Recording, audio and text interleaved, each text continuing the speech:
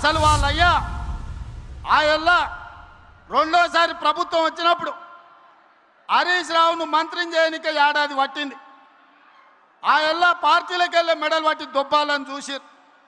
ఇవాళ కన్నెపల్లి పోతుంటే కేటీఆర్ హరీష్ రావుని ఎంబడి తీసుకపోలే.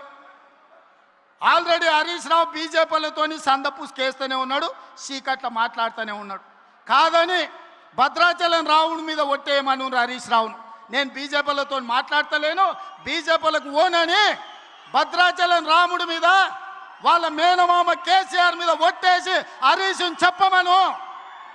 నువ్వేడుంటావో తెలియదు, నీ బావేడుంటాడో తెలియదు. కేసులకు భయపడి నీ పార్టీని బీజేపీలో విలీనం చేస్తామని నీ చెల్లెలే ఒక పక్క నుంచి చెప్తుంది. మీ దొంగ సొమ్ము 1400 కోట్లు ఆంధ్ర కాంట్రాక్టర్ల నుంచి కొల్లగొట్టిరా నీ సొంత చెల్లెలే చెప్తుంది.